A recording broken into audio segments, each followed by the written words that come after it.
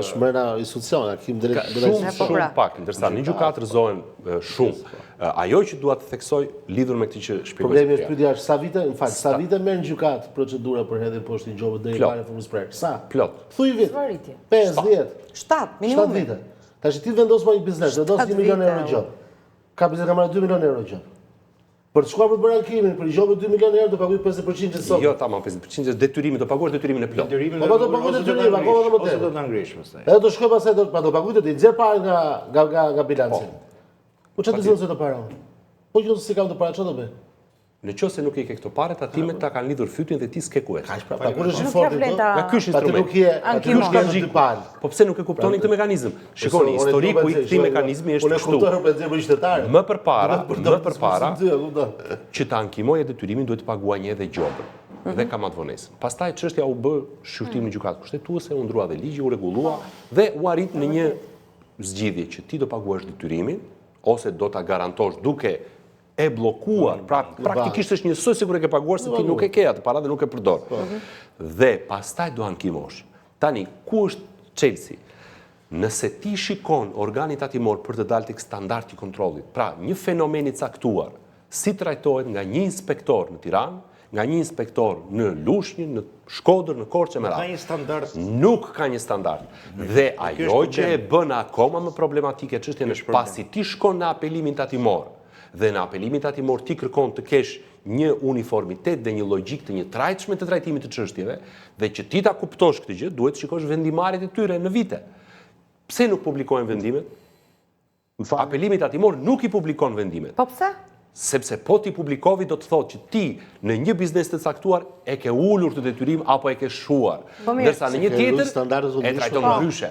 Dhe këtu vim tek inspektorët që inspektori mund të bëjë çfarë të dojë. Ekziston një analizë që të tregojë ndërkohë zoti Kanxheri se nëse gjobat po rrisin formalizimin apo nëse ato po shkaktojnë mbylljen e një biznesi. Ka një analizë për këtë?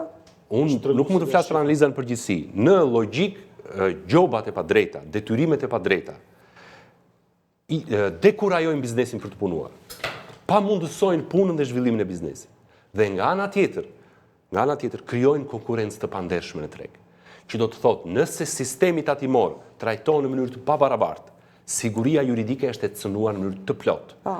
Pritshmëria ligjore që kanë çdo aktivitet tregtar që ushtron këtë punë në Shqipëri, do të jetë pritshmëri e cënuar, sepse ti nisesh me një kuadër të caktuar ligjor, me një interpretim të caktuar ligjor dhe arrin në një konkluzion.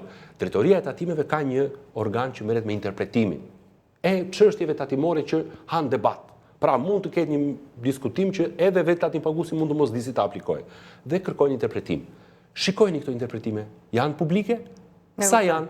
Ka me qindra çështje të cilat inspektorë të ndryshëm i trajtojnë ndryshe, dhe në kundërshtim me ligjin. Dhe as nuk ju bëhet vonë fare. Se kjo është e rëndësishme. Nuk është bëhet vonë. Është lënë qëllimisht të tillë. Nuk e kuptoni këtë gjë?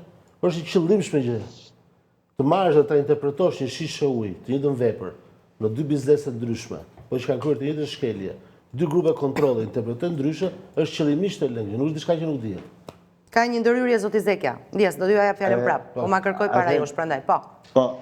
Duhet kemi parasysh që bilancet janë një vetë deklarim. Dhe normalisht ka shumë biznese, sepse ne dim që informativi është i madh, që punojnë me dy bilance. Dhe në momentin që vjen inspektori tatimor për të kontrolluar, ti ke lënë shtek vetë atij që ai të abuzoi. Por duhet të kthehemi tek çështja e ankimimit. Kemi parasysh që në ministrinë, në organet tatimore, ekziston një institucion që quhet avokati i biznesit, i cili pa pas nevojë të shkosh para se të shkosh në gjykatë administrative, ti ke mundësi nëpërmjet këtij avokati të ankimosh ato problematika që ke has me inspektorin. Kështu që edhe informacioni duhet të jetë më i gjerë para se të arrihet, sepse siç e dini, tha dhe zoti Delidi, shkojnë me 10 vjet. Unë vetë kam një eksperiencë time që për një faturë të mos paguar, unë kam shkuar deri në 3 vjet të hidhej shorti në gjykatë administrative. Kështu që para se të shkohet atje, duhet të shifen dhe hapa tjera, plus që e mirë është që biznesit mos punoj me dy bilance, sepse i jepet mundësi inspektorit... Biznesi nuk sqarohet një çfarë duhet të bëj. këtu diskutimi nuk shtrohet për bizneset me 2 bilance. Këtu diskutimi shtrohet për bizneset me 1 bilancë. Me kuptoj. Kjo është çështja mo. Se ai që është me 2 bilance dhe e ka shkelur, atë shteti e përpilit kur të dojë dhe nuk ka problem fare.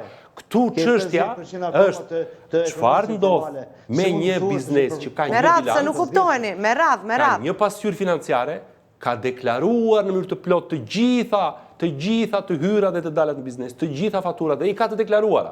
Dhe kur organi tatimor ka të drejtë që këtë që ti ke deklaruar, dhe është e drejta që të zotëria ti e vetë deklaron, po si ta merr vetë deklarimin organi tatimor, se në qoftë se ai e merr dhe thotë unë këtë se quaj, kjo s'më bën punë, këtë se dua, dhe bën si të doje, në avokatit atim pagusit shkoni me një statistikë. Sa raste avokatit atim paguze ka mbajtur qëndrime kundër administratës tatimore? Shkoni verifikoni. Po çfarë është punësuar i shtetit? Po apelimi tatimor, si aplikohet, zoti Kanxheri? Apelimi tatimor është një procedurë që kërkon të paguash detyrimin. Pra, nëse organi tatimor kërkon të penalizojë biznesin, ngre detyrimin shumë të lartë. Cili është organi që merret me shqyrtimin e ankesave të biznesit? Pra në rast apelimi e ka fjalën. Është apelimi tatimor për detyrimet të vogla dhe Komisioni i Shqyrtimit të Apelimeve tatimore, KSHT në nivele të gjobave më të larta. Thelbi është shumë i thjeshtë. Këta janë punonjës shtetëror. Pra, një gjobë apo një detyrim që e nxjerr drejtoria e tatim paguesit të mëdhenj apo drejtoria e Tiranës, shkon dhe ankohet në një institucion që përbëhet po nga le të themi tatim pagues të një niveli tjetër, pra Ministria e Financave apo organet e tjera shtetërore. Kjo përbërje kontrollojnë vetveten në një farë forme. Dhe kjo është e pamundur. E kuptoj. Dhe prandaj rezultati çfarë pasojash ka për kompanitë procedura e ankimimit administrativ?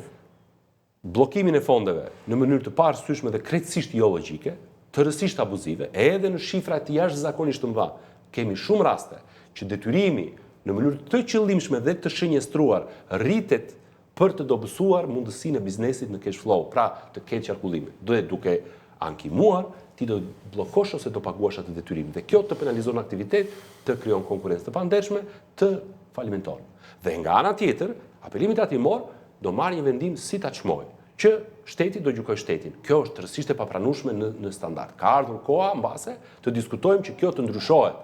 Pse? Sepse nuk mundet të gjykojë një punonjës i Ministrisë Financave akte të organeve tatimore kur qëllimi i tyre është i njëjtë. Lidhshmëria e tyre me njëri tjetrin është e njëjtë. Dhe në këtë kuptim, çfarë ndodh? Vim tek ajo pastaj që apelimi tatimor del me një vendim në shumicën e rasteve në favor të shtetit, në interpretime shumë të shtrënguara vetëm në favor të shtetit. Dhe verifikimin që bën të procedurave nuk e ka verifikim transparent. Ne nuk i dim vendimet sot. Pse nuk bëhen publike vendimet e këtij organi? Çfarë problem ka? Të anonimizuara, patjetër. Pra nuk është çështja të marrim të dhënat e identifikuara, vendimet e gjykatave janë të publikuara. Kushdo mund të hyjë në web dhe të shikojë vendime të anonimizuara. Pra, ti nuk mund të verifikosh emrat apo të dhënat që identifikojnë persona apo raste të caktuara, por logjikën e vendimit, bazueshmërinë e tij ti mund ta verifikosh. Apelimi tatimor nuk e bën këtë gjë.